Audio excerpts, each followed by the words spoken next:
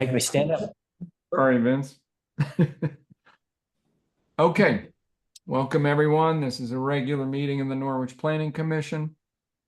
Call to order. We have a quorum. I would take a motion to approve the agenda as written or any amendments. Jeff. Motion to do what you just said. Second. All right, any discussion on the agenda? All right, all those in favor of running the agenda as Aye. is, all right, thank you. Correspondence is just the stuff that wasn't, the only thing that wasn't relevant. Did you miss the second agenda item? Oh, I'm sorry. Yeah, I Yeah. have them switched on my notes. Yeah, so public comment for anything not on the agenda. Hi, my name is Jen Goulet. I don't know who to talk to. And I live on Upper Loveland Road. And I just wanted to say, I thought there'd be more people here. It was so nice to see everybody from the Planning Commission. Not everybody, but many members of the Planning Commission and frequent attenders at the Norwich Upper Loveland site walk visit with the PUC today. And I think it, I'm sorry, Jan, you couldn't stay for the whole thing. But I think it was pretty clear to everyone who was there, the extent of the clear cut is going to be extensive. And I mean, I've worked in conjunction with this project for, well, since I guess 2001. And I was shocked at where the limits of disturbance were placed. It's going to take a good third of the hill slope behind residents' homes. So it's definitely a health and safety concern. And, we would have appreciated your oversight on this. We needed your oversight on this, but I still hope that, by making some of these changes to the town plan, to the language, we can help the next person who's going to be in our situation. So thank you. Thank you. Yes, go ahead. I'm Joy Kenseth. I also live on Upper Loveland Road, and I would just like to make some additional comments appended to what Jen said.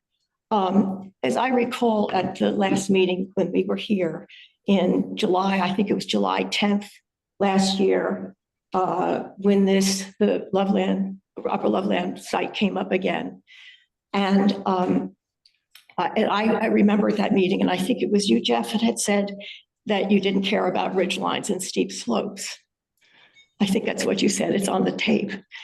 And what bothers me about that is that I have to care about ridge lines and steep slopes because my house is at the base of a steep slope that is over a 60-degree incline.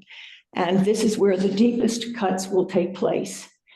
About a third of that forest will be cut down, and this will then make the trees on the lower part of the slope vulnerable, not only to erosion of more water, but also to winds, westerly winds that can throw down the trees.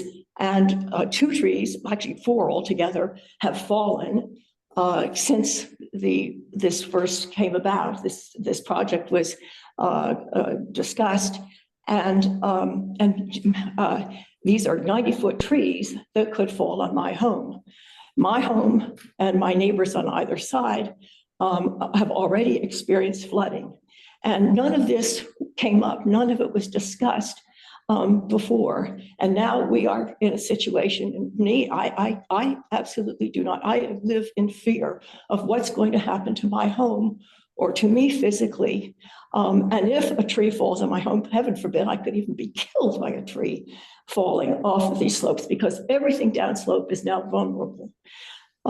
So I just want to add that again, that this is something that has to be taken into consideration, the type of slope, and when there are homes at the base of that slope, that this cannot be ignored. The other is just a question. At that meeting also, I was very confused when you, Jan, said that the two plans, the plans were the same. And Jeff, you said the same thing. I do not know which plans you referred to.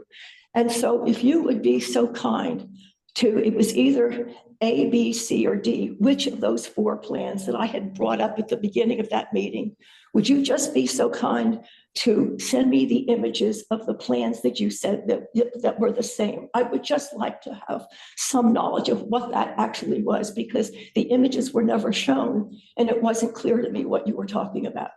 Thank you. All right, thank you. Hey, Jan. Yes, Jeff. Yeah, before we move on, thanks to both Jen and Joy for coming here to testify publicly. Yep. Yeah, so noted in the public comments, and I think the solar siting conversation around town plan improvements is the discussion we're going to have to try and clarify and make it better for any of these tasks going forward. Okay, so if we don't have any more public comment, we'll move to the next item on the agenda, which is easy. The only correspondence we have there is a flyer for a VLCT event in October. If anyone is keen on going to a training on town governance, feel free to look at that. Then to go to chair report, I had a number of items, and I'll run through them quickly because I think we have 2 very substantial pieces of work here on the agenda, so I want to get to those. The open meeting law changes for the state have gone into effect as of July 1. And really, those have to do primarily with resetting the remote and hybrid options and requirements. And what it does is separate out 2 groups of boards, advisory boards and non-advisory boards. And actually the non-advisory boards being the decision-making boards. Select Board, Planning Commission would qualify as non-advisory boards. In our world, our subcommittees would qualify as advisory boards. And specifically to the new OML, non-advisory boards, so these meetings, for example, have to have a physical presence, have to be at least hybrid, and have to take recordings and things like that. So we do that, and that is what we need to do. It is still allowed under the new rules for advisory boards, such as our subcommittees, to work fully remotely. So as far as I read it, and anybody else please chime in, but as far as I read it, the changes, we are following the rules, the new rules. The PC needs hybrid with Tracy Hall and recording and so forth, and something like the solar siting subcommittee being Zoom only is acceptable. Okay. Second, the news on staff hiring is not good. We made an offer to essentially both of the candidates that we talked about in executive session, neither of whom accepted our overtures. So we are back to where we've been for about 18 months. My goal right now is to have a conversation with the town manager about how we might, what do we change to have a better outcome? Kyle is not going to last forever. We are legally required to have a zoning administrator. And so how do we change our tact to have a chance of success? So that's where that stands. Can you share any information, Jan, about the decision not to accept the offer? In both cases, my understanding was it was personal, the final decision, it just personally, they decided not to. We were not willing to go higher on salary, given town budgets and so forth. And it just, when push came to shove, they said no. Okay, so it sounds like compensation. At least one of them, I got the Yeah. sense that if we were substantially higher, it would have made a difference, but Yeah, yeah, that would Okay. have been significantly higher. okay.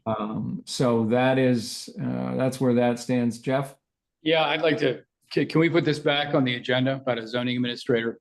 And the Yes. fact that if we've never had a zoning administrator with any technical qualifications in the past, then maybe we reorient going forward.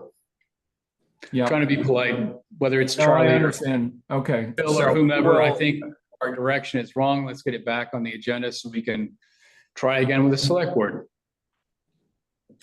Agreed. So do I have we talked about this in terms of process to try and get the whole group to chime in on agenda planning. So would people agree to put this on the agenda for the next meeting? I would. Okay. I will do that. Next thing on the Affordable Housing Subcommittee's planning grant for the New Boston Road project. That grant application was denied. And it was denied. I just spoke with Jeff Lubell this morning. It was denied not because just because they sort of ran out of money and it didn't make the cut. It was designed, as he put it, for reasons of merit. They judged the site, specifically things like it wasn't on a bus line. It was outside of the village center, things like that, where they said, no, we don't think it's a good site.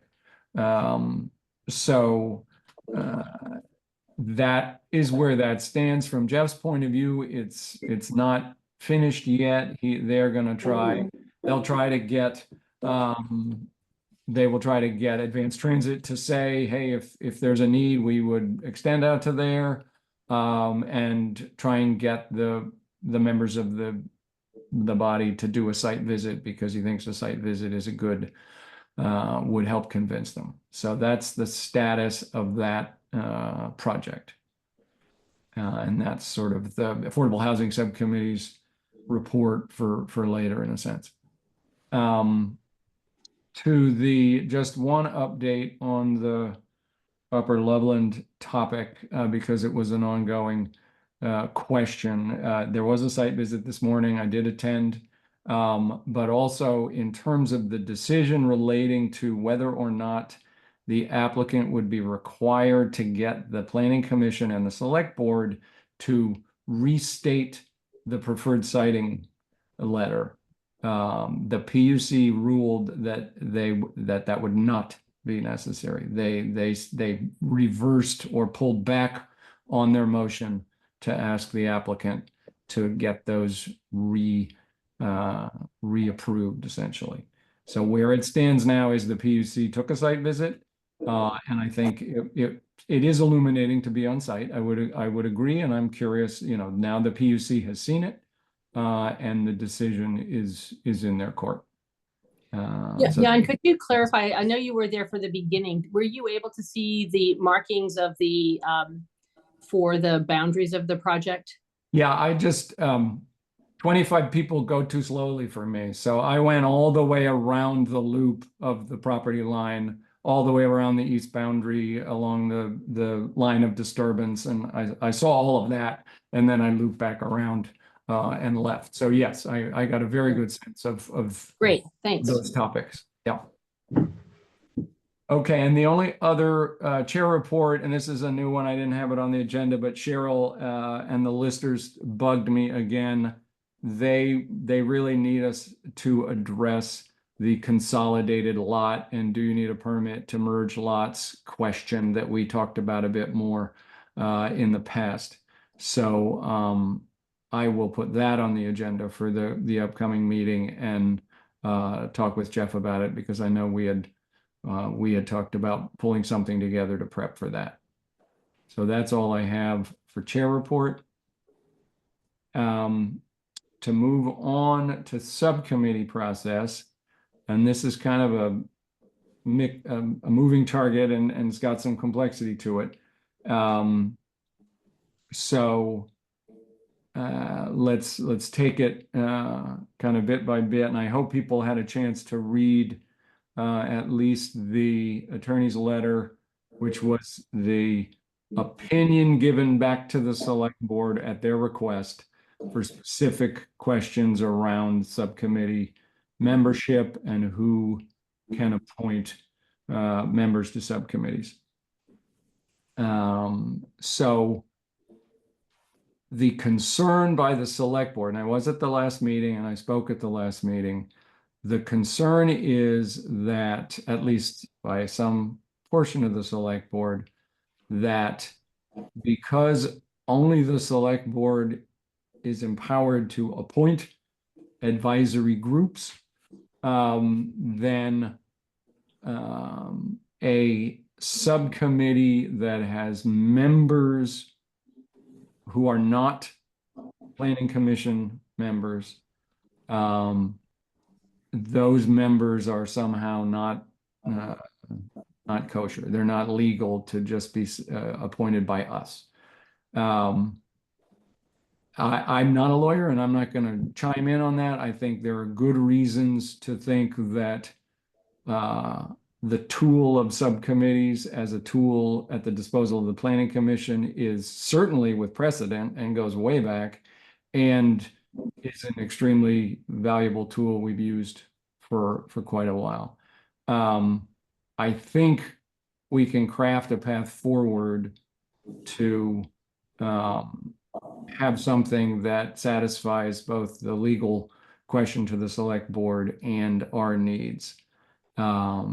But just for now, I guess I'd open it up to the group and see what questions and comments we have to start with.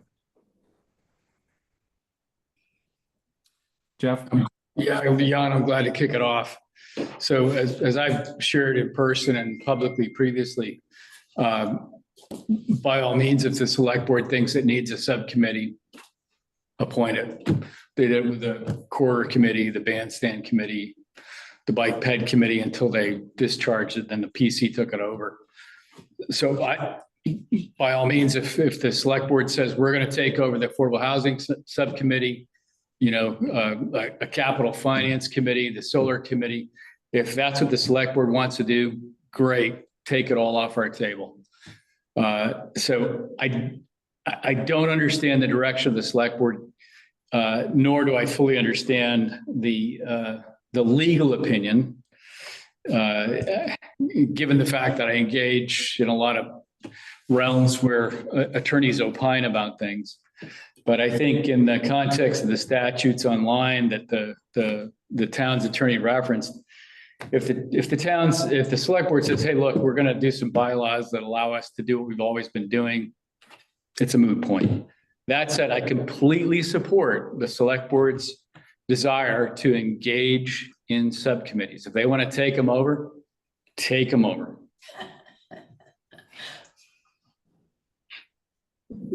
Anybody else?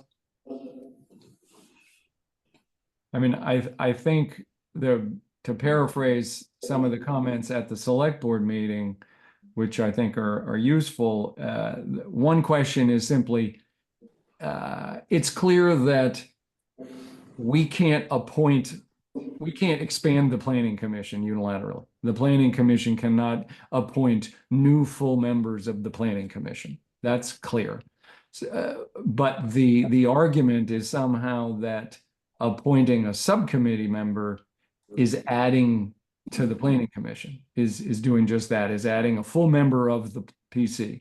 And it's clearly not. I mean, Jeff Lubell or Brian Loeb is not a member of the PC. They can't vote. They don't participate in full PC things.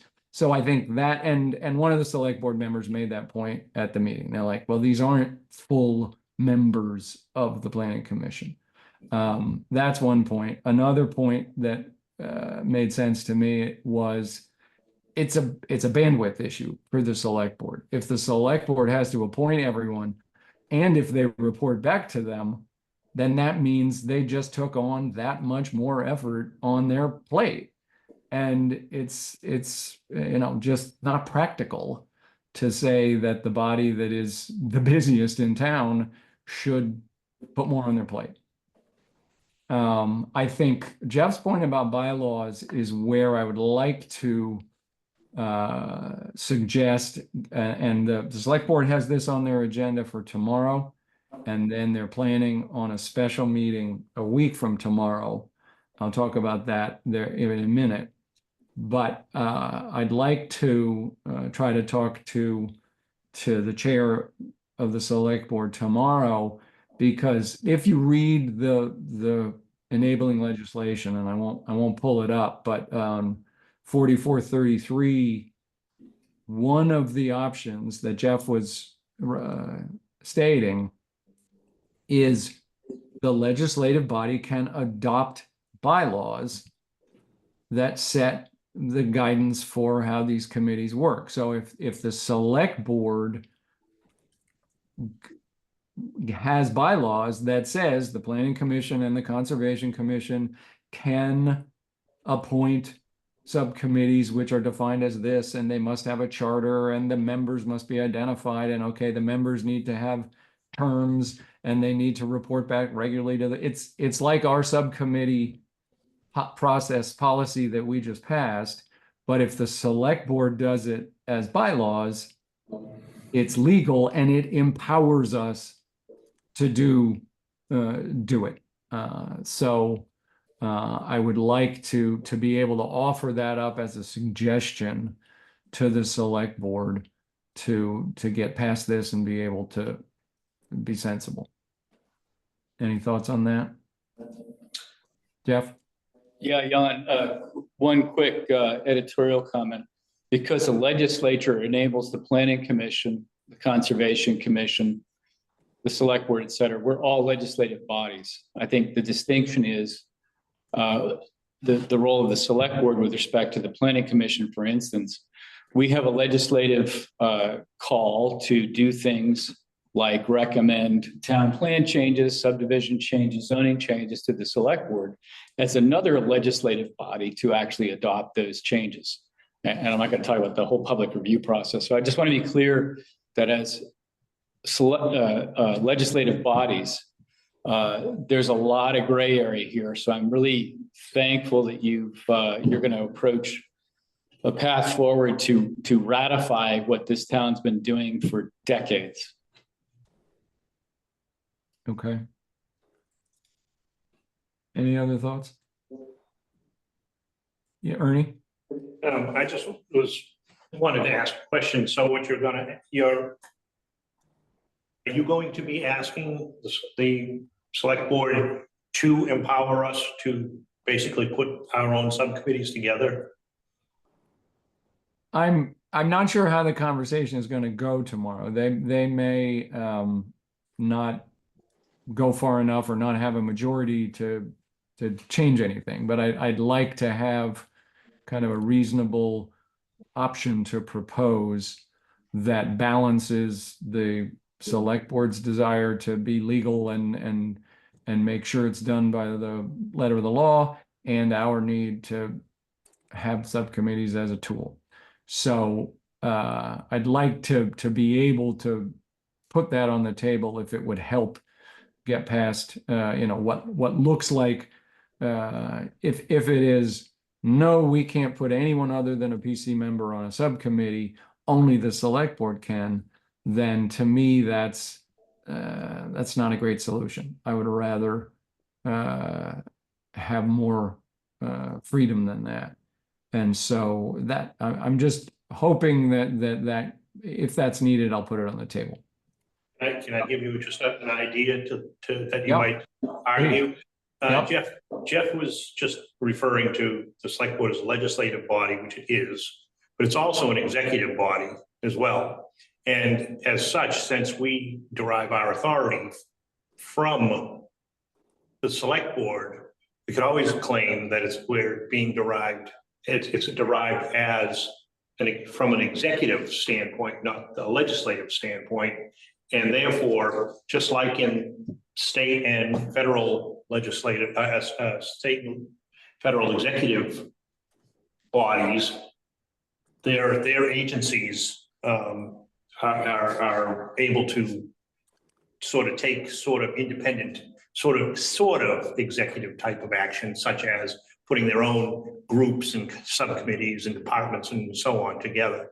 So you might want to try that angle with them. Mhm. And see if how that goes too, because like I said, the select board's not just legislative, it also, forgetting the town manager who is not truly the executive of the town, it's the select board that's the, elected and true executive also. So Okay. they got two hats, just remind them of that. Yeah. And obviously, anybody who wants to, please attend tomorrow and chime in. The plan for the 17th special meeting is to, if there are groups, whether it's the Affordable Housing Subcommittee, the Trails Committee of the Conservation Commission is another one. But the idea is to do almost a blanket appointment of anybody that's out there that they want to make legal in one stroke of the pen. So not have everybody fill out the application forms and so forth, but just say, here are the existing subcommittees, and we, the select board, appoint them, boom, and make it legal. Now, the concern with that is if they do that, say, and we're just talking about the Affordable Housing Subcommittee in our case,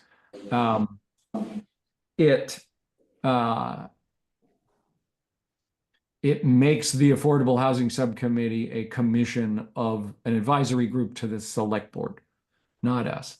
To Jeff's point, if they want to do that, fine. But as soon as they appoint them, it's their commission, and the oversight and the reporting and so forth switches. And they need to be aware of that if they want to choose to do that. The other piece to this, which I support, is what is trying to be done with the handbook, which is really to increase visibility into the various groups in town, so that some resident can look and say, oh, we have a conservation commission, it has a trails committee, here's who's on it, here are their terms, here's what their charter is. Here's an affordable housing subcommittee, here's a solar siting, here's who's on it. So getting a compilation of groups, charters, members, and terms, I have no problem with that. And I think that's part of what they're going to try and pull together pointing at the 17th. I told Jeff Lubell that, and that he can, expect to get an ask of what's your charter, who's on the committee now, and so forth. So I don't know if people have thoughts on that. Jeff? Yeah, my one thought, like the Milt Fry, group, the Trails Committee, it's worked so well over time. Let's break it. Well, and so I hear you, Jeff. What I was talking about with Jeff Lubell, and for us in the Planning Commission, we're really talking only about Affordable Housing Subcommittee is the only, the Solar Siting Subcommittee is playing perfectly well within the guardrails. We have a charter. We have 3 members of the PC who are the official members. We report back regularly. We follow OML. We're there. The capital planning exercise, it hasn't gotten off the ground enough to know, is that select board, is it PC, how do we work together? The other multimodal and land use, we've absorbed back into the full PC. Those are not standing subcommittees. So it's just affordable housing. And Jeff, when I was talking to him about it, and he could see the value or the opportunity in say, putting terms in, or getting terms and then rotating terms, because he's got 6 members for kind of 7 positions. Sometimes they'll have trouble getting a quorum. If he went to the group and said, okay, we're going to have 2 terms that are going to expire on March 25.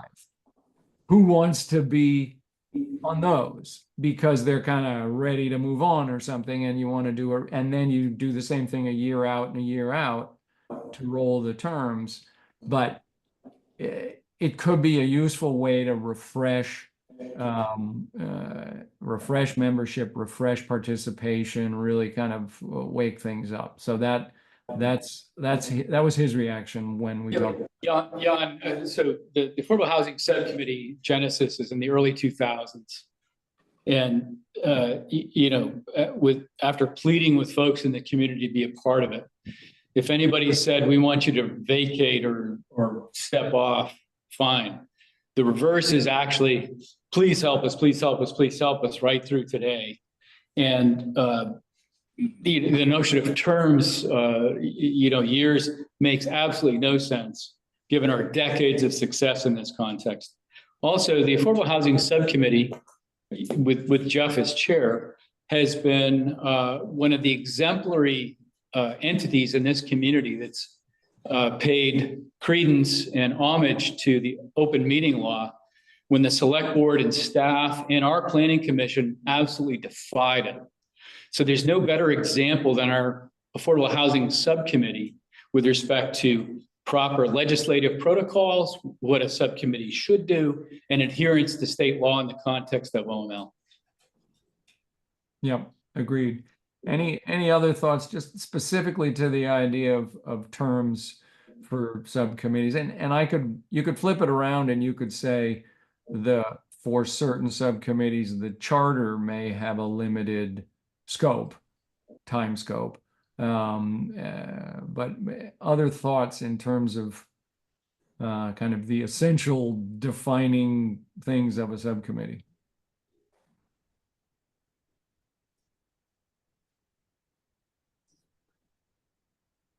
No? Okay. So we'll see how the select board conversation goes. I will have a couple things to bring up and I'll try and talk to Pam tomorrow. I think we can, nobody wants to waste a lot of time fighting about this, and I think we can come up with a good middle ground solution. And I think the interesting one going forward will be the capital planning exercise to say, okay, is that, in some ways you'd say that looks like a select board. The three entities would be select board, town staff, and planning commission. So, okay, the select board creates an advisory commission and asks for PC membership. So, but that'll be a good exercise to test this. Okay. All right. So let's move on to the solar siting subcommittee presentation and discussion. So this, as requested, is a report back out from the subcommittee. If I recall, it was probably 2 meetings ago where the full PC asked for something specific enough to really get the conversation going on something concrete and put it back to the committee. And that's what we're coming back with. And that's Mary can start us off, but Ernie and I have been a party to that as well. So go ahead, Mary. Thanks. So thanks for having us do this report back. And I think this is probably the first of a number of reports back that we'll have, would be my expectation, because this really is structured as an iterative process. I do want to clarify, at least kind of to set the ground rules of what we're trying to do and what we're not trying to do. Jan put together a really terrific 1.5 pager talking about our work, where he says, the goal really is to make changes that allow our town plan, to qualify as an enhanced energy plan, and that will give that designation will give the town plan substantial deference with the State Public Utility Commission in solar siting projects. And so the first step and a related goal is to align our town plan language with the more regulatory use of the document in the state net metered solar siting process. And, really make sure that this document is written in a way that it functions to serve that purpose. Since zoning bylaws are not used in these proceedings on solar siting, the town plan must stand on its own and clearly delineate the town's desires around siting. And I think that in the last couple of years, the confusion, I've listened to the tape of the Upper Loveland process, the initial one. I've read the transcript, which we've transcribed. I participated in the Lamperti discussion.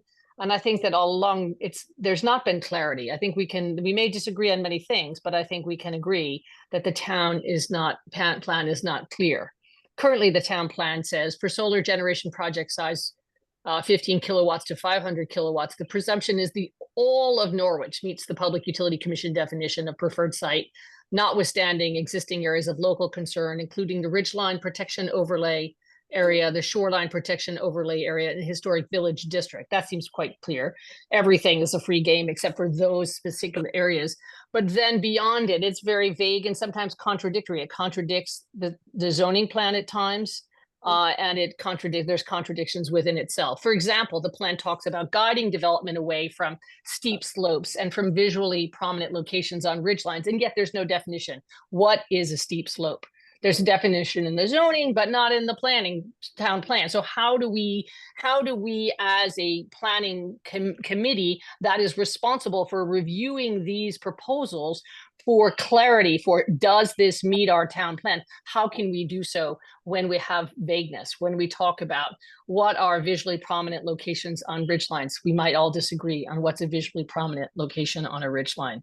And so that is the goal. The goal is to look very surgically almost at the language and to try to make sure that the language in the document reflects the desires of the community.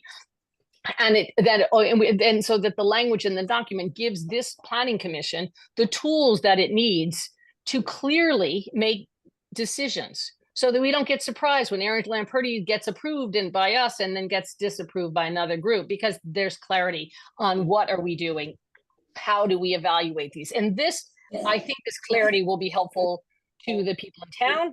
It will be helpful to solar developers who are thinking about coming into town, because who wants to wait 3 years and fight the community? And it will be helpful particularly to people who are thinking about where they want to live and abutters to properties. So that has been the goal. We have gone in and done some work on language. I think there are places that we agree.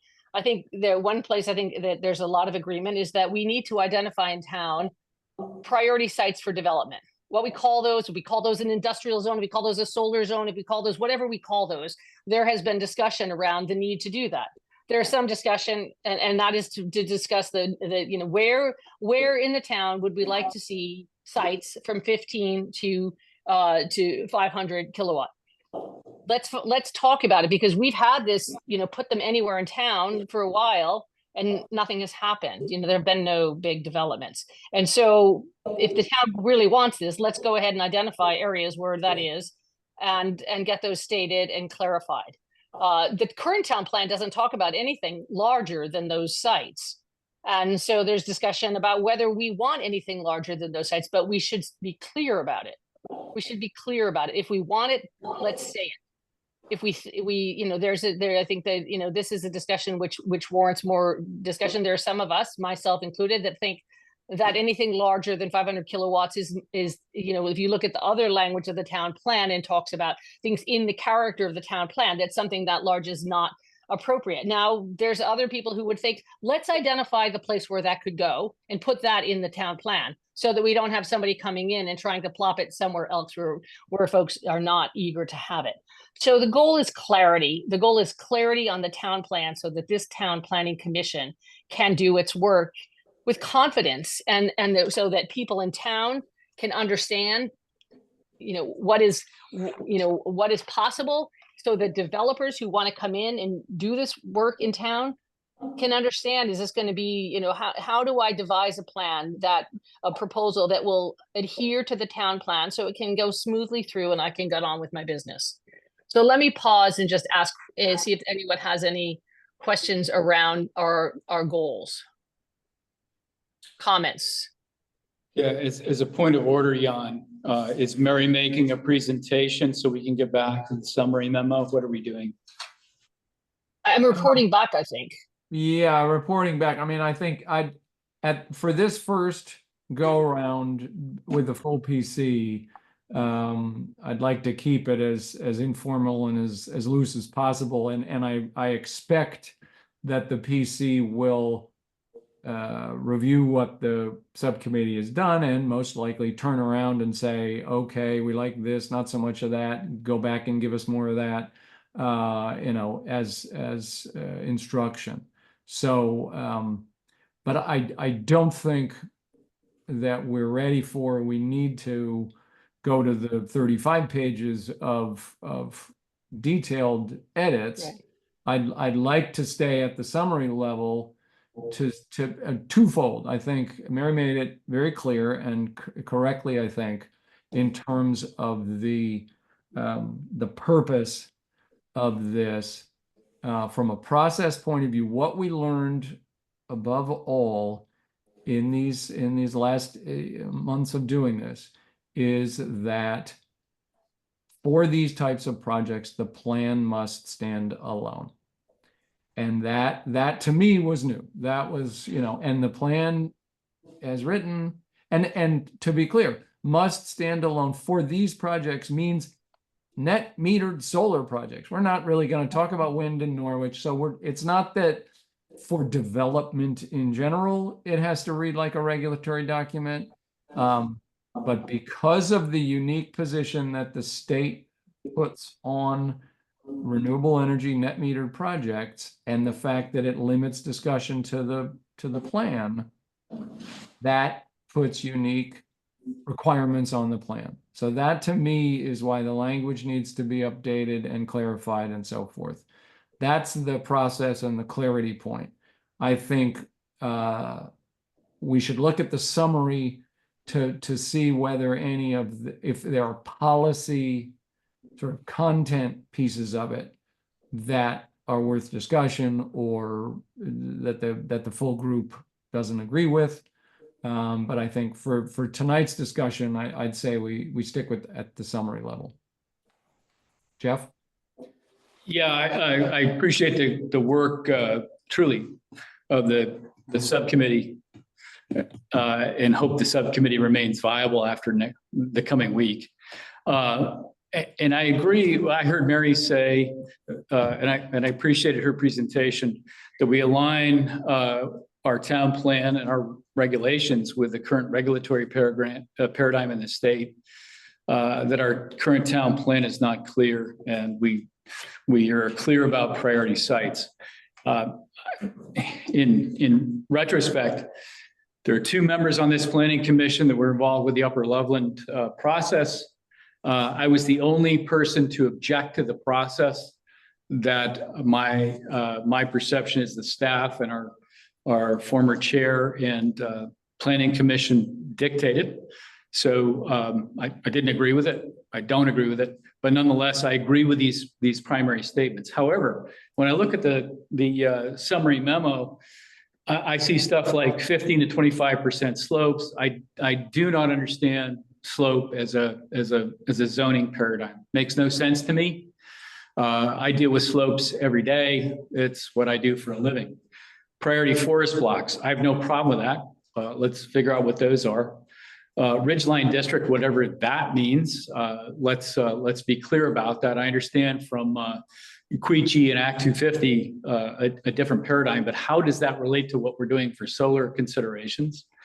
Riparian areas. When I think about riparian areas, it's a question of we could say, let's say streams, perennial streams, intermittent streams, rivers, wetlands, water bodies. How does that relate to wetlands? I would say sitting here today in the process of engaging the state of Vermont, I don't agree with how the state looks at wetlands, particularly when you're talking about a couple of helical piers in a wetland to support a solar panel. Makes no sense whatsoever that these areas are going to be impacted because they're not. So I'd like to be very clear about what that implies. Furthermore, scenic areas, I appreciate the notion that needs to be updated with significant effort because, again, what is it? And finally, I don't understand the arbitrary cutoff at 500 kilowatts. If there's a basis for that, why is it not 100 kilowatts? Why isn't it 10 megs or megawatts? There is think just to it's answer state. that, there is a specific basis for that, and that is the 5100 net metering laws. All of that is very specific. It is. I understand. It's Yeah, I 15 to understand that. 500. Above 500, it's a commercial installation that goes by totally other rules. I understand that, Jan, but why not look at the full breadth of things if we're going to take a look at this? That's what we have done. That is certainly been a discussion. And I think that you'll see it down below for larger solar projects, having that be having that be part of the discussion. So, yeah, and that is the way it's written, and if we won't go into the exact edits tonight, but currently it's written to say that greater than 500 is not appropriate in town or is prohibited.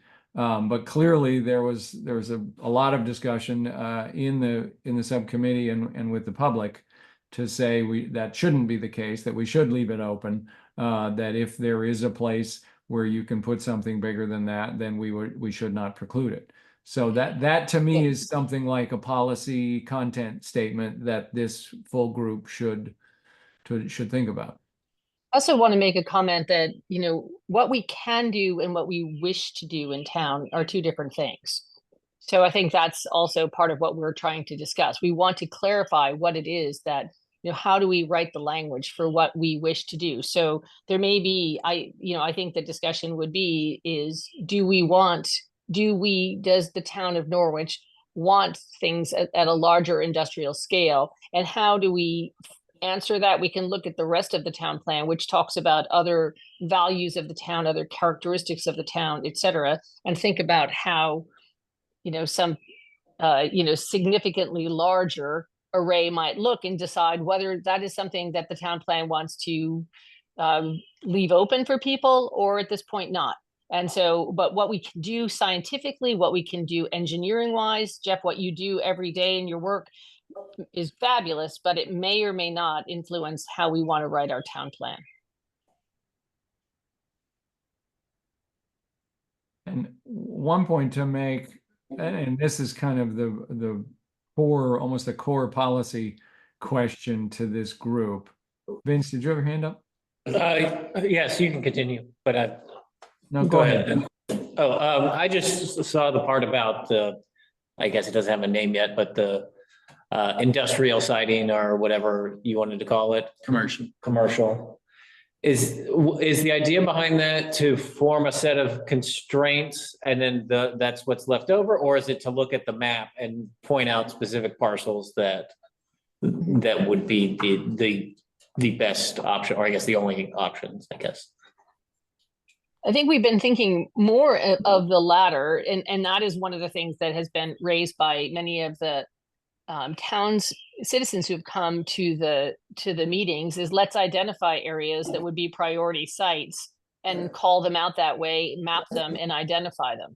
So I think that is been what has been discussed as part of it. And what you name them is TBD, but that is identify them as potential, attractive sites for this kind of development.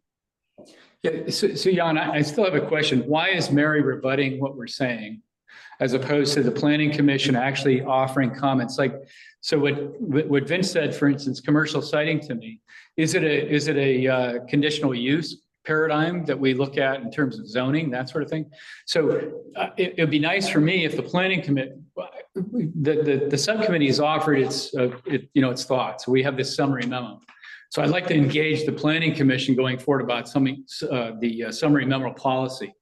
So to the extent folks are not in favor of a commercial siding paradigm, or they are, what are the parameters for that? Which to me would become a zoning issue or a higher threshold for review. So I don't understand rebuttal necessarily. Yeah. So I just point of order. Can I make a point of order? I'm not hearing. It's okay, Mary. I'm not hearing. Mary is answering questions. I would answer the question. Member of the subcommittee. I'm not hearing rebuttal. I'm not hearing advocacy. I'm hearing someone who has been involved in the discussions, trying to give clarity. So let's. I was asked a direct question. I tried to answer it. I didn't hear Mary get asked a direct question. I heard Vince ask a question and I'm answering it as a planning commission member. As a Well, that's planning fine. commission So member. so is Mary. No, well, And no, what Mary just said is she's asked so a question was posed, not to Mary, but to the planning commission. So as a point of order, I would like the planning commission to have the freedom to engage in the context of what Vince just asked. I think there is a legitimate paradigm to talk about commercial siting, which could be a conditional use paradigm. I don't disagree. This is a full PC conversation, which includes the three of us that were on the subcommittee as full PC members, part of the conversation. So it is open for that. I think to chime into what Vince is saying, I do think that the exercise of identifying preferred sites is what it comes down to.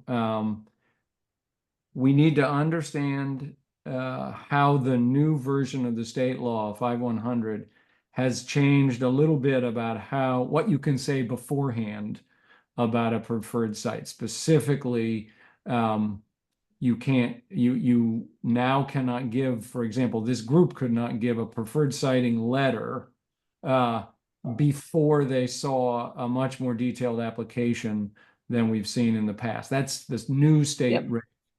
And so there is an open question that needs to be answered as we go forward.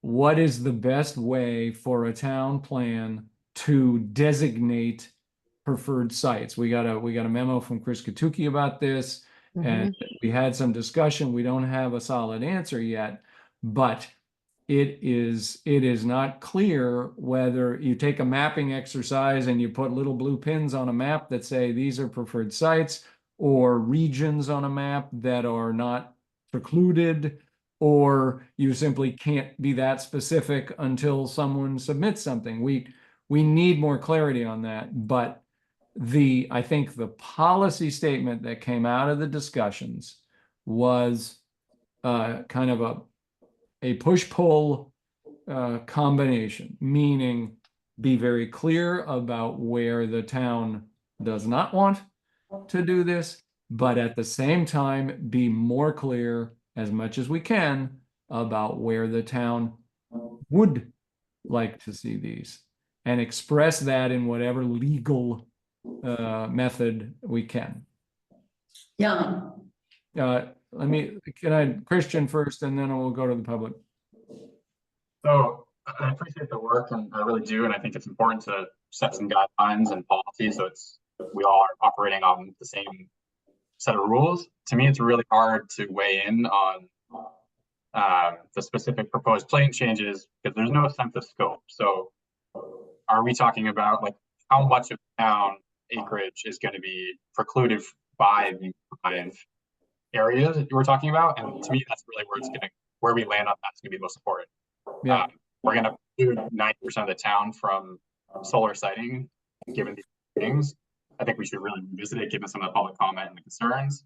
If we're trying to be pretty open here and block off some strategic areas because they're on ridge lines, because they're scenic areas, like it's all well and fine, but it can't be 90% of the town is blocked out, and we're only going to allow solar sites in these 5 targeted blue dots on the map.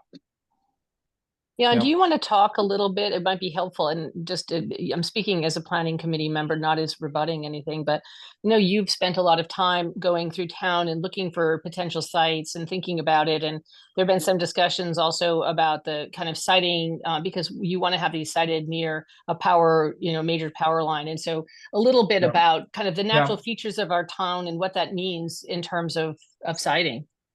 Yeah. At least right now. Just a little bit. The highest level background that I think everybody needs to understand is what we opened with, which is we're trying to get a enhanced energy plan. We're trying to meet the requirements of an enhanced energy plan because that gives us influence in these proceedings. As part of that, that comes with the statement that the town has certain renewable energy generation goals within its borders, and that the enhanced energy plan has to provide a credible plan for how you're going to get there. So that puts a scope on the whole exercise.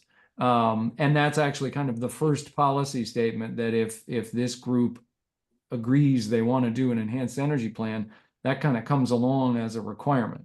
Specifically for Norwich, that goal, as it stands right now, is something like 16 megawatts of renewable energy generation by, I think it's 2050, but it's 16 megawatts is a good thing to have in your head. We currently have something like 33.5 megawatts of rooftop solar in about 400 households. And that's quite a high percentage for a town. And so, and something like the Upper Loveland is 0.5 megawatts. And depending on your acreage, so that's 3 acres of panels at 500. It came down at the last town plan, you can see it, it's 60 plus acres of panels, and clearly the technology is changing and more getting higher density of wattage per panel and so forth. But that's what we're talking about in broad strokes, is something like 50, 60 acres of panels out of the, thousands of acres in Norwich. So that's the broadest scope in terms of kind of footprint. If you then start putting the overlays on your map that matter the most, right off the top, the state says you can't clear more than 3 acres for a project, and so that's the new 5100. You're not going to get around that. The regional commission actually sets an even smaller number, but the state one has the most clout. So you're not going to clear more than 3 acres. That says something about parts of town. If you don't have 3-phase power pretty close to the site, the costs go up significantly. So that shrinks the footprint again. If you look at some of the sites that are the easy ones, rooftops of, say, bigger buildings, parking lot canopies, things like that, Norwich doesn't look so great. I mean, if you do the math on like the Monshire parking lot, the Huntley Meadow parking lot, the biggest buildings in town, which are not very big, you don't get more than call it 10 or 15 acres max. As a specific site, just for people to think about, the old Leonard Cook property up behind, it just happens to be behind Jeff's house a little bit, but that's not why I'm saying it. That's probably 12 acres or something. That's between the highway and River Road there. So Norwich has a hard topography in terms of 3-phase power, forested, and some of those limitations, but you're only talking about 60 acres. So it's reasonable to assume we can find that. So that's an overview, I'd say. Jeff? Yeah, so I agree with the notion of creating an enhanced energy plan. And I agree with the notion of establishing policies to facilitate that. With respect to the land that's proximate to my home, it should be housing, but the town doesn't want housing either. So there are a bunch of issues for me that we should dig in on, and like the state's prohibition of clearing more than 3 acres. That actually is not a sustainable principle if we care about forest blocks. So anyway, what do we want to do collectively? I like the notion of saying, what are the definitive principles that will guide this paradigm? And what is the review process that will address this paradigm? Instead of the planning commission being told by staff, this is what you got to do. And I think it's going to end up as a DRB paradigm. There's going to be public review.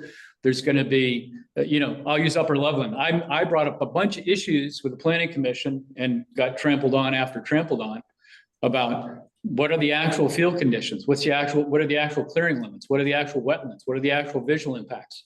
We're not allowed to address any of that. Those are the type of things that we should have codified in our zoning regulations to facilitate a legitimate review process. Just So to it be don't have clear, to be, Jeff, it the has to be in town zoning, plan. yeah, they Zoning doesn't won't look matter. at the zoning Zoning regs. doesn't matter. The zoning regs are specifically excluded from any use in these types of projects. Has I to be in the understand town that. plan. I understand that, Jan, but the town plan can address these issues. So since there's been no legal challenge, given the recent review paradigm, I'm going to suggest we go even further than the town plan, which is to look at how we codify a review paradigm. If it's the planning commission that takes on in our current case, we used to do all the plan review until the DRB took over both zoning and planning review. It's important to me to be able to say, what are the actual site conditions? What's the topography? What are the wetlands? Yada, yada. I don't mind being that specific in the town plan. Yeah, I think that's part of what we're talking about is we need to be more specific in the town plan. And so to your point, let's figure out what we want to say and then get that into the plan rather than bylaws or subdivision. But Christian, did you have something? Just a point of clarification, Jan, when you were talking about the need for 60 acres to meet the minimum of the renewable energy guidelines, is your intent then to set aside like 60 acres in the town as part of this definition of preferred siting, or a much larger swath that people could then develop because I don't want to set something where we're setting ourselves to only ever cap right out at 60. There's no reason the town to be. The general assumption is you need to show considerably more than that because any of these projects you need a landowner, you need all the pieces to fall into place. So it's a factor of 5 or 10 probably realistically to again have a credible story. You can meet the goal. You're gonna have to show considerably more than the bare minimum to make that believable. But then I think you get into the reality of the town, which is the topography is tough for this. If you start to really go and look to try to identify ideal places. So it's a good exercise and one maybe we should do as a committee. Just a second, other PC comments and then we'll go to the public. Okay, we had Rob Gear, but there were two people in the room there. Kathleen's had her hand up for a while. And Kathleen, you were first. Okay, is it time for public comment? Yes, please. Okay, thank you. So I've learned a lot attending the subcommittee meetings over the past number of months, and as a non-specialist who is interested. So I just wanted to thank the Solar Siting Committee for the thoughtful work that they do. It's very complicated, and I really, to clarify how the towns should respond to these recent state regulations that are now part of our life and for solar expansion. And it's a big job to sort out the zoning, the state PUC policy, and the guidance of regional planning commissions. I always have to work on the acronym TRORC. Yeah, okay, through Two Rivers, Ottaquechee, and with all of the different messages that we're getting from different places. So I thank you. Good work. And I saw that the ambitious scope of your work is laid out in that charter that you drafted last September. It's very good. But I see that the regulations put out by the PUC show that there's this commitment to reducing greenhouse gas emissions that are driving climate crisis. So increasing solar production in the towns and our cities is one of the clear paths that we could actually do something about this. And while the backyard and rooftop solar is production is growing, and I'm happy to be proud of it, the well-sited community solar farms or co-ops could supply electricity to many, many more people. And while we face the obstacles that you mentioned with Vermont's hilly terrain and the need for the larger scale productions to be near power lines, I think I really am really pleased to hear that the subcommittee is going to be working on identifying promising sites. And we cannot ignore the very timely need to reduce fossil fuel use, even though I live on a relatively high piece of ground in New Boston Road. We all have neighbors statewide and even locally who have really lost so much because of the change in the climate and flooding. And so most of the people that I know recognize the promise of solar energy, but it is a very big job to identify and carry out specific projects to satisfy most people. I guess my only question is, does the subcommittee have the resources that it needs in order to engage community, inform community, and educate people? Thank you. So yes, go ahead.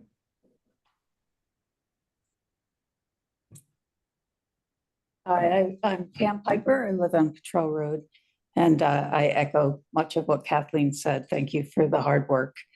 I had a specific question about the enhanced energy plan. Jan, you've said you would like to develop an enhanced energy plan and have it be a standalone plan. And I'm just curious, the changes that have been drafted for the town plan, do they encompass an enhanced energy plan, all the criteria, or will it actually be a separate document? The enhanced energy plan. I guess that my understanding of it, or the simple way of putting it, is we would like to have our town plan qualify as an enhanced energy plan. I think the way it's written now with an energy chapter, there's no reason that the energy plan has to be a standalone document for us to meet that bar. We could have a town plan that qualifies as an enhanced energy plan with just one document as a town plan. Okay. And so the edits that have been suggested, do they fulfill the enhanced energy plan, or does it get much more detailed? I would say it's a start, and then it's missing key pieces. A lot of them that we've flagged, meaning you need to define things like scenic and ridgeline and riparian and so forth. Those need to be defined, and you need to redo the goals based on new energy data, and you need to do what we're talking about, which is identify the preferred sites as specifically as you can or as you choose to. But you need, most importantly, you need that credible story that gets you to the target goal. So I would say what we've done so far is 30 or 40% of what's needed, but it's in that direction. Thank you. And while I have the seat, I just want to say I too am extraordinarily concerned about the climate and about the future of our children and grandchildren. I personally would like to see more solar in Norwich, and I believe that we can actually site it well and where people are not endangered or whatnot. But it may be that a few people need to see solar. And I mean, if I had the space, I'd put it there, but I'm not by power lines and so forth and so on. I just think it's important for the Planning Commission to understand that there are people such as my husband and I who are proud of this community, have lived here for a very long time, and we'd like to see us be at the forefront of planning that actually meets our goals. So thank you. Thank you. Rob? Yeah, so two things stand out that I heard during the report. Clarity and specificity and the need for both in the town plan. And Jeff commented that an enhanced energy plan has merit. And I would think that in the writing of the town plan, in the consideration of changes that might be necessary to the zoning regulations, it makes exceedingly good sense to take that first step of doing the analysis required by an enhanced energy plan, and that be accomplished as a standalone action before applying what is learned in the enhanced energy plan to the town plan and to any zoning regulations, changes that might be necessary to the zoning regulations. So I'm just very much concerned that there may be a different understanding or emphasis used when determining how to change the town plan that isn't coherent with what is required by an enhanced energy plan and what the town could benefit from in zoning regulations. So I think that it would be very useful, very important to accomplish the enhanced energy plan before bringing in changes to the town plan that may or may not be supported by the requirements. Thank you. Okay, thank you. Jeff?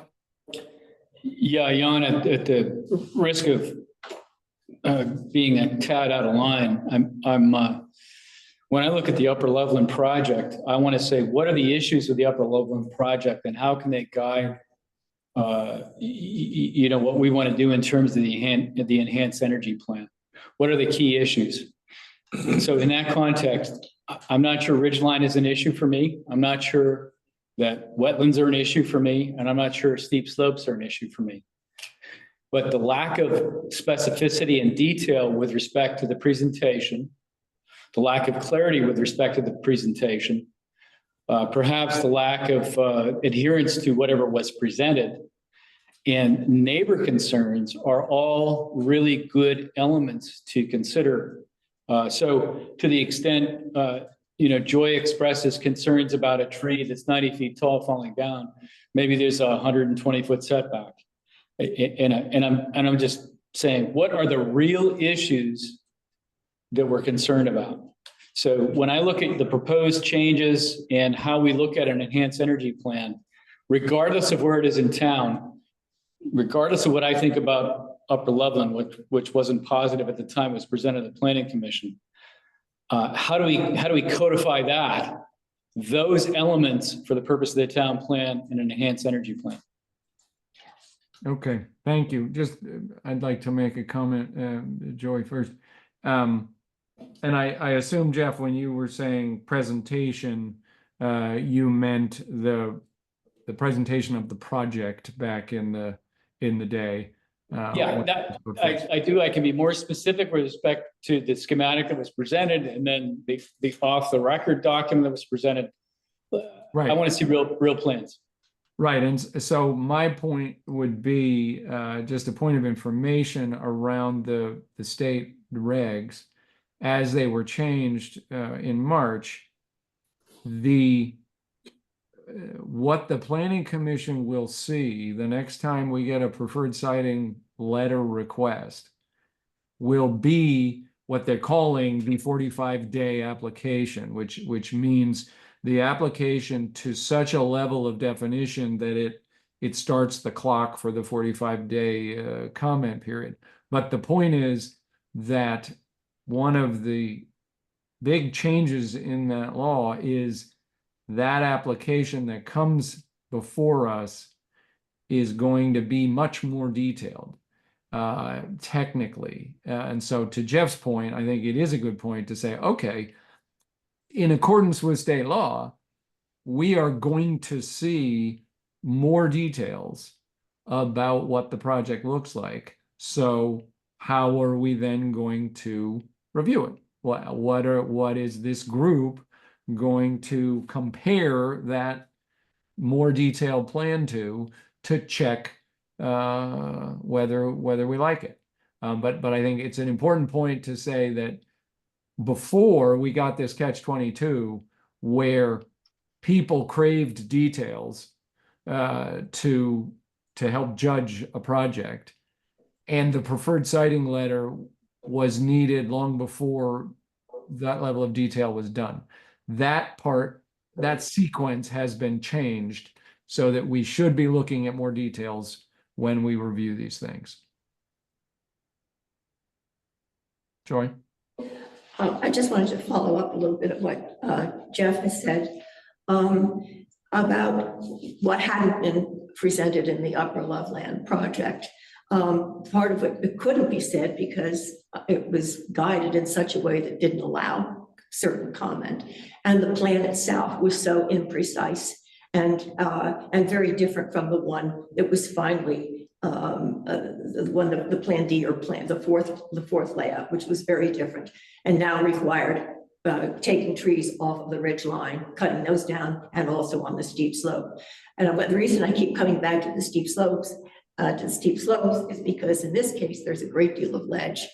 And so the trees that are clinging there or have found roots in the crevices become extremely vulnerable to higher winds because the trees on the ridgeline have now been taken down. And so that means the 90-foot trees, 100-foot trees could easily from in the area that's below the limit of disturbance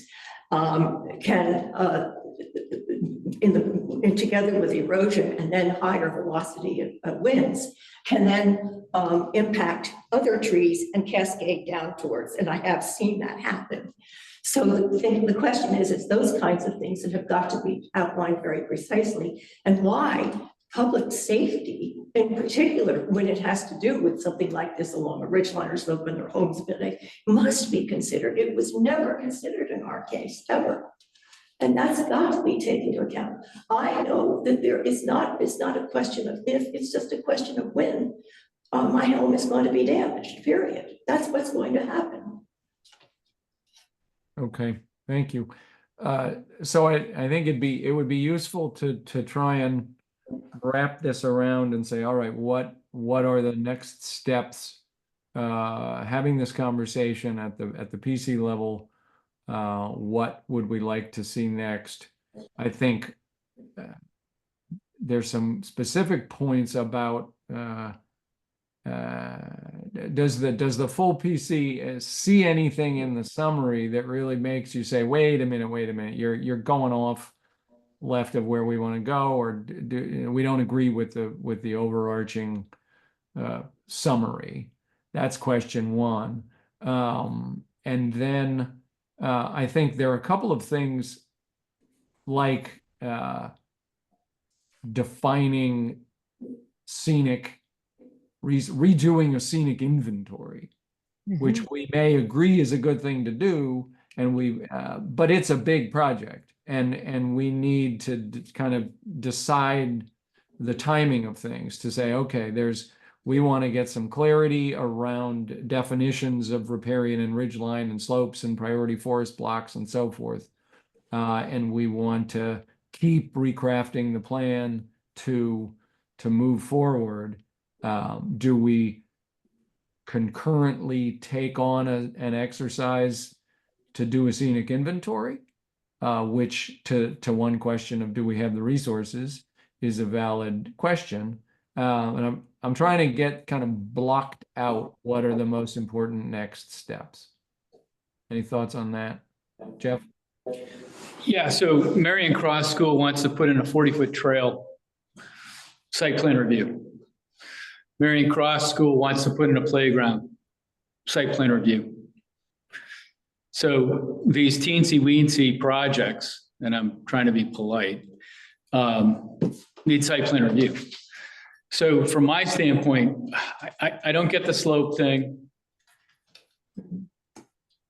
I may not get the riparian thing. But I do get the notion of, if you take a look at the site plan review regulations that may be codified in the town plan, if you will, what is it we want to see for each project? The site plan review talks about stuff like neighbor impacts, light impacts, so reflection impacts, yada, yada.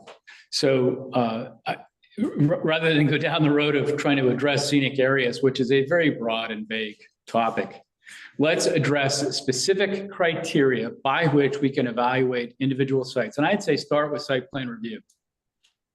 So let me just clarify, because I think it's not a bad idea to, there's no reason for us to reinvent things if they're written somewhere else. To the point that we said before, we're not allowed to use subdivision regs or bylaws regs as part of the review process unless we choose to pull some of that stuff from those documents back into the plan. So then it becomes part of the plan, and we're just using those as reminders of the important things as part of site plan review. So it sounds like, Jeff, that's part of what you're saying is to, we've got a cheat sheet for things that might matter to site plan review. Let's look at those and decide which should be incorporated into the plan so they become part of the regulatory document. Yeah, Jan, candidly, with Upper Loveland, had we had the opportunity to look at it in terms of site plan review, I don't believe the Planning Commission would have advanced it. Right, but there is the simple fact is it must be in the plan. Fine. And so that's the exercise that's being proposed. Ernie? Yeah, it's kind of a follow-up Jeff is talking about. Is there anything that is off limits that can be put in a town plan at this point? I mean, originally, when we were drafting up this town plan that we have now, it was treated as something that was aspirational and a guideline for the planning and zoning regulations that were to follow. And the zoning and planning regulations were the actual last word on things. But now it is starting to sound like the town plan is becoming the last word in a lot of stuff also. And I'm just wondering now, sort of for future, I'm not going to make any suggestions right at the moment, but I have a bunch of ideas and I'm just starting to, I just want to make sure if there's anything that's really off limits any longer to put into the town plan. There was considerable stuff off limits before. There isn't, it sounds like there isn't now. It's a good question and I put it out and it'd be worth double checking, but I think the short answer that comes to mind is it's got to get passed by the select board. And so that's a piece of limitation. That's just politics, so we can handle that. Yeah, so I mean, we would need to understand and be able to explain for these types of projects, this level of specificity is needed, and that's why we have pulled this type of language in to this, which might seem a little definite for a plan. Here's why. Christian? I have two comments. One is the need for the town energy plan that qualifies under, was it 4352? Is there a need that is also the town plan, or can we draft a new document that serves as the Norwich Enhanced Energy Plan? I believe it can be either. It can be a standalone document that would then be an appendix, or it would be referenced. Part of it. It would be incorporated by reference at least into the town plan. Okay, and then my other question is, I just want to propose a charge and an idea for the subcommittee is with the specific limitations that they're proposing, in addition to being more specific about what it means to be a scenic area, I'd also encourage the subcommittee to give justification to Jeff's point. So if you're going to use riparian areas as a thing to prohibit solar energy, like what's the purpose for that? Where's the evidence? Where's the science? Where's the backing behind that idea? And the same with the ridge lines and slopes as 25%, if Jeff is saying that technology has kind of advanced beyond that. Mary? I think that that I'm as worried about climate change as the next person, but I'm also worried about the broader environment. And so, what is the value of riparian land? There's more value than just as a site for solar energy. What's the value of a steep slope? Can you build it? Sure. Do you have runoff? Yeah, you do. Does it flood houses? Yes, it does.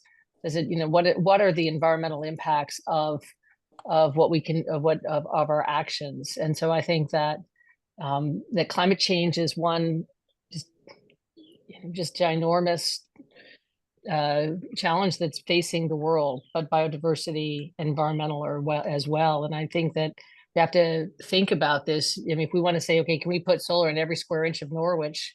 That's what the current plan says. We haven't achieved it, and I think we're trying to find a way to figure out where do people really want it, and what other values do we have? Because the town plan, at the beginning, talks very broadly about all the values the town has, and trying to find the balance there, I think is part of the tension that we're all experiencing. Jeff? Yeah, from my standpoint, Mary's conflating what I think are political terms and other things. I agree. Where do we want to put it, and what's the basis for it? So if we're going to talk about steep slopes, as Christian mentioned, the current technology has the possibility of helical piers to install solar panels, and we're talking about 2-inch screws for 12 panels, 8 to 12 panels, something like that, with no site impact. So if the question is, we're going to change the environment, we're going to change runoff, those are scientifically not true statements, which is not the same as something I agree with Mary. Where do we want it to be? Totally different issue. So that's why I'm saying slopes, to me, slopes are not a legitimate zoning overlay unless we're concerned about erosion sediment control. Yeah. And the record would show in this setting that I proposed higher regulations when Tom Gray was the chair for such things, and the Planning Commission didn't want to go down that road. With respect to solar today, if there's a erosion sediment control issue, then that needs to be part of what we codify in the town plan changes, which is not necessarily a slope issue as a zoning overlay. Jeff, Okay. I would suggest Mary? that you're bolting things onto ledges will probably require the creation of some road somewhere or some other. I mean, nothing gets done with no impact. And magical, wonderful engineering often comes with impact. And so I suggest you might be conflating that as well. Yeah, Okay, so I don't, stop, Jeff. I don't want to bounce back and forth on this, but what I do want to take from this holy is smokes. what was that? I said, holy smokes. Yeah. We want to define terms and then distill this down to the terms that matter. If a percent slope is not the term that matters, and we want to talk about runoffs and erosion control and not steep slopes, then fine, let's get that metric, figure out what metrics we're going to use, and then figure out what values and what descriptions and so forth we put in there. And I think that's the exercise, so that if there are perfectly good justifications that slope is the wrong metric and something about erosion control is a better metric, then fine, that's what we should use. And especially if we have language and criteria that's already in our bylaws or in our subdivision regs, that because of the way the state has crafted how we do this is needed in the plan document, then fine, let's pull it in the plan document. To the degree that we think about it and we decide we've got a better way of defining things, well, then let's make sure the subdivision document and the bylaws document is updated to our best thinking. And the things that need to be in the plan are in the plan. Ernie? Are we debating, I'm having a little trouble actually following some of this debate right at the moment.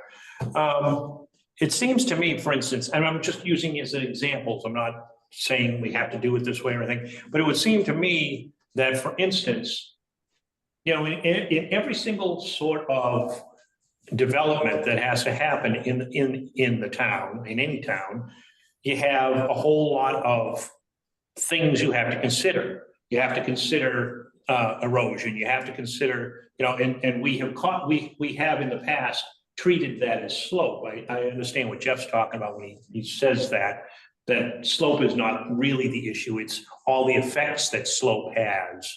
And those will impact, and those will have an impact on the projects themselves, but projects have also impacts on those particular problems. And it seems to me it seems like that there's a holistic approach to doing all of this stuff. I mean, Mary's talking about, you know, that it's not just climate change, and it's a number of things. It seems that all of these things have to be taken into account at once. I'm having a problem because I think people are like compartmentalizing the parts that they understand best. And I'm thinking that, you know, I think that's really what's an interesting problem with solar installations is that they're wanted. They have aesthetic issues. They have construction issues. They have effects on the climate. On the environment themselves. There's all of this large bunch of problems, and they're an unusual thing that because they're new, they're almost as revolutionary or as almost affective of the environment, which means land use and planning and all that sort of stuff, as roads or houses themselves. But we've never had to deal with them before because those other things just sort of were organic. Now, all of a sudden, we have something that there is policy saying we want them, we have to have them, we should have them, whatever. And so we have a whole raft. And so as this discussion's going on tonight, I've been having trouble. I'm seeing a holistic approach in my head, and I'm hearing people talking about going in different directions instead. And you know, the people that are doing a lot of the talking, that I consider experts in what they're talking about. So I'm sort of, and you know, I'm kind of trying to. I think that we have to start thinking that each thing is a part of the other things. Like it's sort of like what Jeff's kind of talking about. I think he's.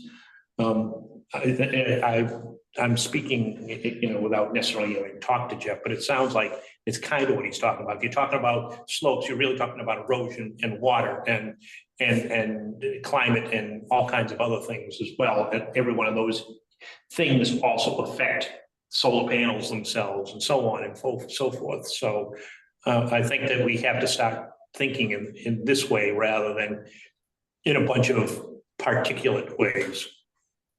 Mm-hmm. Mm-hmm. Maybe I'm wrong. I've been having trouble following this tonight, actually, because to me this is so holistically, it is so necessary to think holistically. Yeah, Jeff. Yeah, Ernie might have used the word holistic to express what I'm trying to say in a way. So, you know, if you bolt a solar panel to ledge, you don't change the runoff. You go impervious to impervious. There's no change. However, if you said, okay, to the extent we have to do some clearing, what are the pre and post development considerations? What are we going to do with respect to treatment of runoff, infiltration of runoff, detention of runoff? These are site plan review criteria. holistically, if we take a look at the entire site, and I'm trying to be very specific with factual information, then we can strip it down and take a look at it holistically, I think. Yeah. So I would propose to try and, because I want to be able to kind of have a little bundle of work that's come out of this conversation. If I look at that list, that's the bulleted list on the summary, which is slopes, priority forest blocks, ridgeline, riparian, and scenic. Now, to a degree, we have all of those, meaning there is a map called ridgeline, there is a map called scenic, there is a map called riparian. That is a current defined thing. We need to be careful appropriating those words and using them for something if we haven't defined it well enough yet, and it's not really what we want to use for our definition for solar projects that need the specificity in the plan. So I think there is an immediate exercise that comes out of this, and it's perfectly valid to put it back to the subcommittee to say the Planning Commission agrees with the overall thrust of this work. We need to be specific about what criteria, not even where we want solar and where we don't want solar, but the criteria with which we will use to judge a solar project. That's where we started on this, was how do we do better on judging these projects? So what are the criteria? Go through that list and say, which of these is right? Which of these has a definition? What other ones might be used? Look at the subdivision regs and the zoning regs and pull specificity back from them into the plan. I think that's a very useful bundle of work to give back to the subcommittee. And then to also take one step more into the where do we want solar, that says, okay, let's learn what 5100 says we're allowed to do for specifically preemptively identifying preferred, and how are we going to do that in Norwich. So I think both of those fronts, if the PC agrees with the general thrust of what we're talking about, the subcommittee can take another chunk of work to move forward. Ernie, did you have something? Yeah, I was just going to say that I think that because you were starting to talk about, you know, the maps.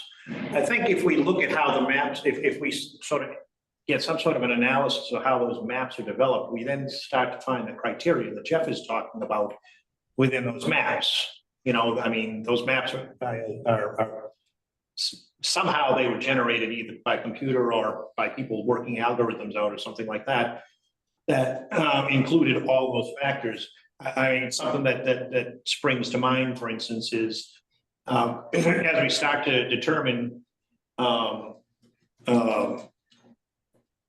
where suitable locations for installations would be, that we would end up having to look at a map of the town, probably something like a geodetic map or something like that. And I mean that only loosely. I mean this, but I would think that we're going to have to start thinking of, for instance, which direction the sun hits a surface. If it's on the backside of a hillside, that's not a good place to put a solar panel, no matter what.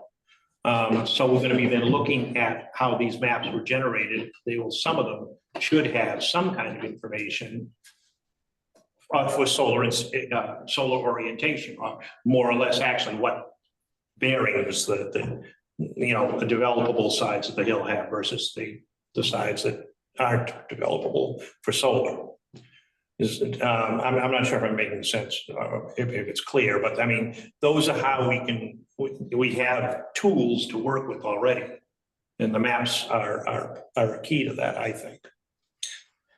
Yeah, hey, Jan, looking at Upper Loveland, if we want to put teeth into this quick, fast, and in a hurry, take a look at the site plan review regs, extract the elements of that for this enhanced energy plan into the town plan.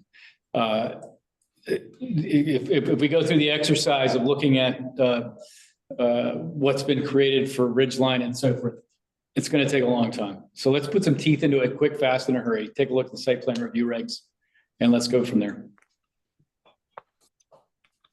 I would agree with that we should do that. I don't necessarily want to do only that. But I think that's a very good idea that's come out of tonight's discussion. And as I see it, we have 3 activities. One is to give us guidance on specific criteria and process for judging projects and reviewing projects. One is being more clear and more defined about places we don't want solar, and being more clear and more defined about places we do want solar. Those are the big 3. And I think specific on criteria for project review that is a very specific exercise. Go look at the site plan review regs and pull from them. I think we should take that on. And then, as with any of these discussions, we need to propose kind of where to stop, how to bound the first round of edits.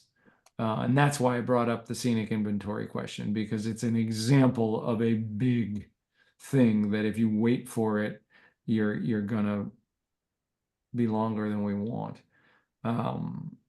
So I think we should take on the exercise, the charge to look at the site plan review and pull it in, and then take another step on each of the sort of pros and con locations and give that back to the subcommittee. Is that, does that match the desires of the PC?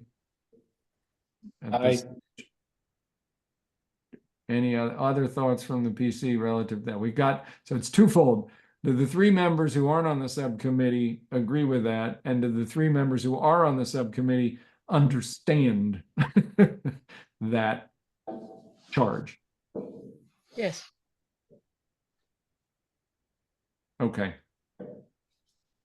Good. I think that's progress, and I think it's a project we want.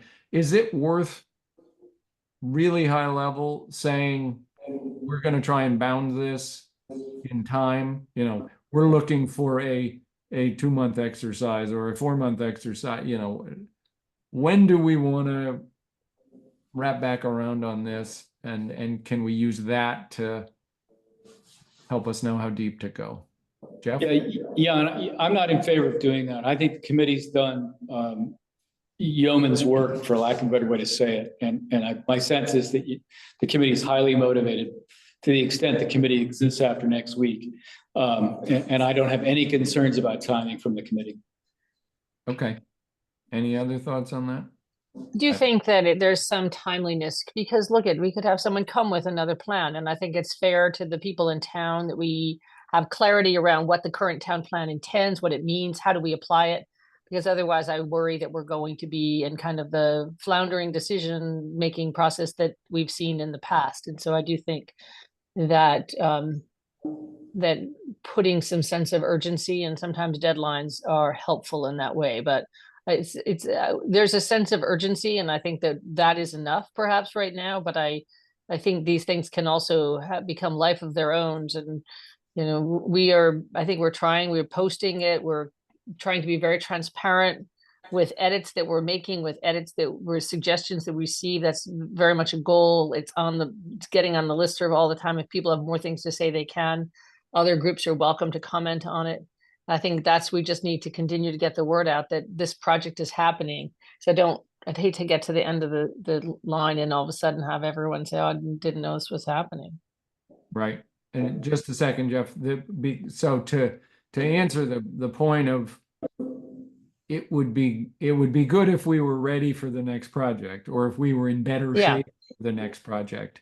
then to me, that says of the three things we just talked about, let's front load the get specific on criteria for project review, criteria and process for project reviews.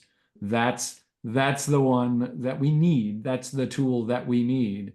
And then we build Yeah. off of that using the sort of the pros and cons and citing exercise. But let's make sure we put that front and center. Jeff? Jan, Mary's comments emphasize my confidence in the subcommittee. Okay, all right. And I want to follow up on timing. The timing issue is going to be the select board. Given the inertia and impetus of the subcommittee, in which I have appreciation and confidence, if we cough something up like standards, et cetera, for review, it's the select board that's going to be the time issue. So Yeah. I agree. Yep. Yeah, so we need to move forward with that. And just to the point of the subcommittee and its existence, we play by the rules. So we are a subcommittee with 3 members that are PC members. So there is no danger that we will get the carpet yanked out from under us in this exercise. So I'm gonna go to Rob and then wrap up this agenda item and jump to the minutes if we can, or we'll look at the next one. Rob? Muted. In reference to getting things done expeditiously, it should not be forgotten that any changes to the town plan require significant public input. And the select board will hopefully follow those standards. Thank you. Agreed. Okay, let's move on. At this point, I don't personally have the stomach to dive into planning commission goals and priorities, other than to say, or to kind of put on the table a thought, and then we can wrap around this maybe at the next meeting. I don't want us to try and do too much and flounder. I had a good conversation with Bob Pape because he knew he wasn't going to be here, and we talked about this. And the idea is, how can we identify the few concrete tasks that we really want to move forward in the next 6 to 9 months, call it. I think the one we just talked about is one. It's got a chunk of work. It's taken a fair bit of time out of 3 of the people at least that are on this group. The Affordable Housing Subcommittee, and specifically the topic of zoning regs as it might limit our infill housing, or whatever you want to call it, village density things. That to me is it. Jeff Lubell this morning said that's exactly what the Affordable Housing Subcommittee was thinking of taking on as their next project, and I think it's something that that Jeff here is clearly interested in and expertise. So that the idea of infill housing as it relates to affordable housing and that, and then capital planning in something in concert with the select board of the town. That's kind of what I'm looking for. Is to it can't be 6 things. It shouldn't be 1. What are those 3 or 4? And those are just examples that I think would be really good to clarify and be able to move with. Is your hand up, Jeff? I can't tell. No, I'm ready to make a motion to approve the minutes. Okay, all right. So that's what I mean by goals and priorities. So that you'll see that on the agenda again for next time. And that's really to say, okay, let's try and pick these 3 or 4 and really double down on them and get something done. Okay, I've got a motion to approve 2 sets of minutes. Do I have a second? Second. All right. Any comments on those minutes? I believe one of them was an executive session, so they're not that exciting. No offense to Vince. I'll spice it up next time. Okay, all those in favor of approving the minutes of June 11 and June 13? All right, thank you. I would take public comment. Any other public comment from that meeting? Thank you all for bearing with us and helping out. We certainly are taking into account all this, and as I hope, as people have seen, and this is part of the subcommittee process that we're advocating, our goal in the solar siting subcommittee is to have it be open and participatory with the members that are just attendees. So that's the point. We don't need to make residents members of the subcommittee if we can listen to them and treat them as equals in the conversation, and that's the goal. So thank you. I would take a motion to adjourn. So moved. Second. All those in favor? Aye. Hi. Thank you. Good night. Aye.